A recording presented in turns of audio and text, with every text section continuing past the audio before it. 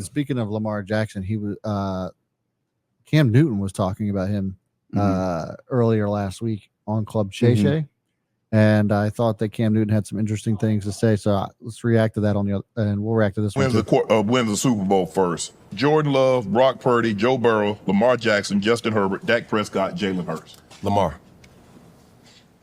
What happened? What happened this year? Because it seemed like everything was perfect. They had home field throughout. They were clearly, from about week 9 on, the best team in the NFL, and it wasn't close. You look at the team that they beat Miami by God knows how much. They did a demolition job on the 49ers. They blew the doors off Seattle.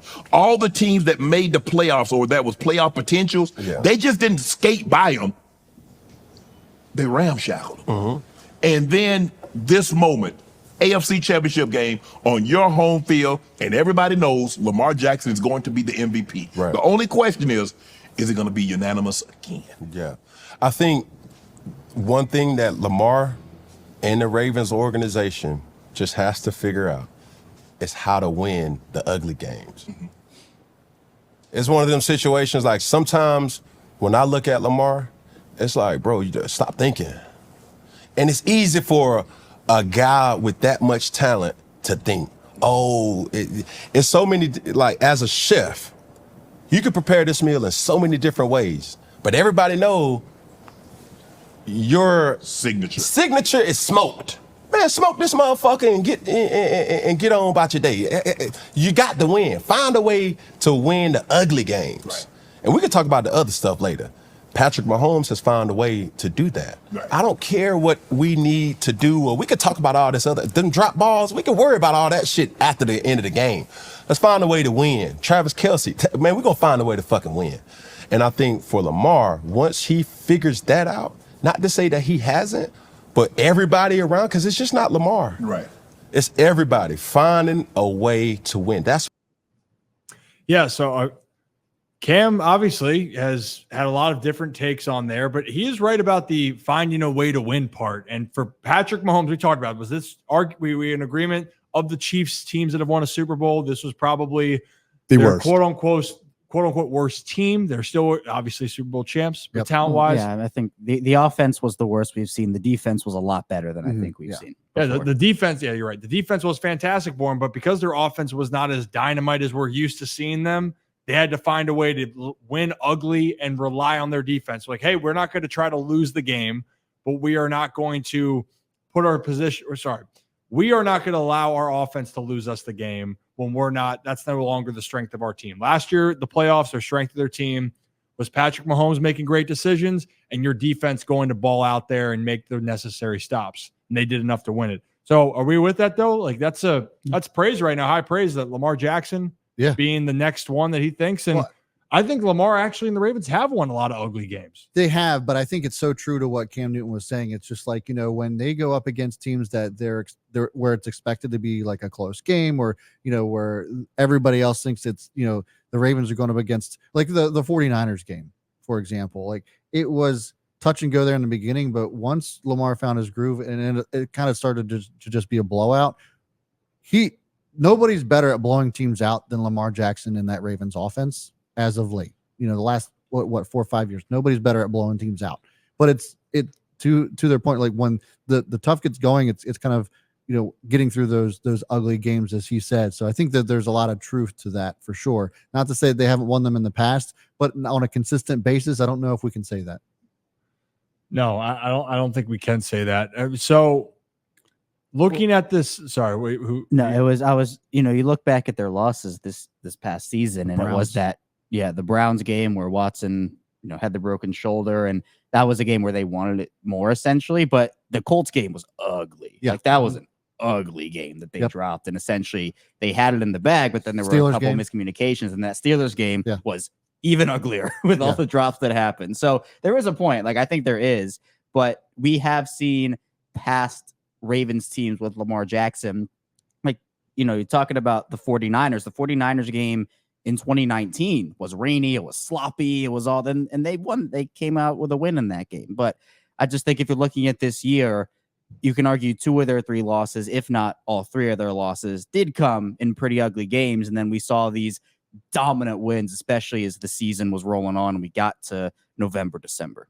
Yeah, I mean, the biggest thing, the MO for the Ravens is not going to be, regardless of what happens in the regular season anymore. It's always going to be the postseason. Like, that's just how it's going to be. It was Ravens can't win a playoff game. Well, guess what they did? They were in the AFC Championship game. They hosted it. It's going to be now, can the Ravens get to the Super Bowl, regardless of what they do in the regular season? And the same thing for the Chiefs. Everyone's going to believe it doesn't matter where the Chiefs are. As long as they're in, they're going to be one of the favorite teams because of their pedigree, and rightfully so. But now, hopefully, just takes 1 year to get that type of grace period. And I think the Ravens are in a good position with it, but it's just nice getting people back in the building, guys. Like, it's just, I like seeing that your leaders on the team like that, Lamar and Derek. And I'm so excited about that. I do want to say it was so funny because, like, obviously you had Lamar Jackson walk in and the whole narrative is like, wow, Lamar looks so small. He's so skinny this year. He's, losing weight. And then Derrick Henry walks in and you're like, he just gets bigger and bigger every time you see him. Like, he is just a massive human being. You saw him running through drills. The Ravens have posted a bunch of stuff about, obviously revolving around him because it's his first day. But every video they post, it's just like a guy that size should not be doing the things that he does. Even in his like warm-ups, the way he just works out, you're like, he physically is like the size of almost a lineman. Yeah. But he just is so much more athletic than everyone else. Yeah, he moves like a gazelle, and it's crazy to see because people that big shouldn't be able to move the way Derrick Henry does. They're not supposed to be that agile. Yeah. And Derrick Henry is just a freak athlete. He's one of one, honestly. I think what this does, Lamar coming in, because these are voluntary, by the way. It's the first day of offseason workouts. Voluntary, I want to stress that. Derrick Henry is there. He doesn't have to be. Lamar Jackson's there. He doesn't have to be. Zay Flowers is there. He doesn't have to be. Those guys, Isaiah Likely as well being there, that sets the tone and the tempo for this entire offseason program, OTAs, training camp, mini camp, whatever. These guys are here. They're coming for the rest of the AFC, and they're setting the tone early. So in them being here, doing this together, that tells everyone, hey, we're the leaders of this team. We're on board, and you guys should be too. So I love that from Lamar. I love that from Derrick Henry, and I love that from Zay Flowers coming in and to the castle and doing their thing today. Because that's not guaranteed. I mean, we see across the league, two of the big guys are CeeDee Lamb and Justin Jefferson, both looking for contracts from the Cowboys and Vikings, respectively. They did not show up today to their Micah Parsons. Well, and we know who wasn't there last year for the Ravens when he was looking for a contract. Yeah. So it is one of those things where it's just nice, like you said, Rocco, to have these guys and leaders back in the building all at once, because Ravens had such an incredible year last year. And like you said, Kevin, Lamar didn't even show up to voluntary workouts because he had to think about himself and how he wanted to get the contract. So it's nice that the Ravens, their big leaders, all can just get there and start from this moment to be like, we have a goal to win a Super Bowl, and we're all working together to get this done. Because that money is not an issue with those guys. Justin Matabike, he's locked up. Lamar's locked up. You got Derrick Henry. Zay Flowers, not even an issue because he's in his second year.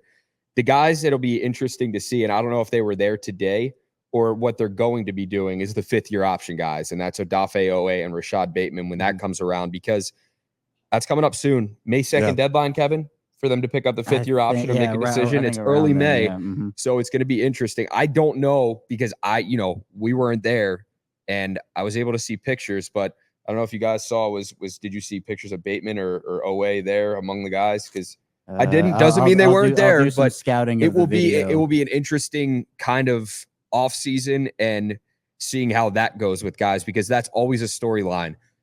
Your fifth year option gets picked up. Fine. Are you frustrated with it? No. Good. Okay. Your fifth year option gets declined.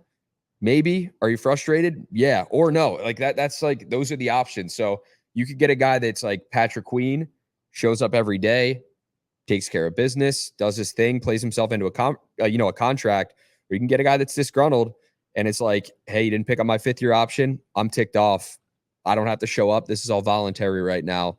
Here we go. So that's just some things to keep an eye out on while this, this off season continues and progresses and workouts, get underway. Yeah. It's all about, it's now it looks like the business side is behind it, at least for the main, the quote unquote leaders that you need from this team, and the guys we're talking about, Lamar, Derrick Henry, two guys Derek, I just love the fact the new guy that hasn't been in Baltimore yet. It's just nice to get more acclimated. And obviously, the leader of this whole franchise is Lamar Jackson. And the chances, as we know, live and die with his play and how if he stays healthy. Like, that's just the reality of the situation.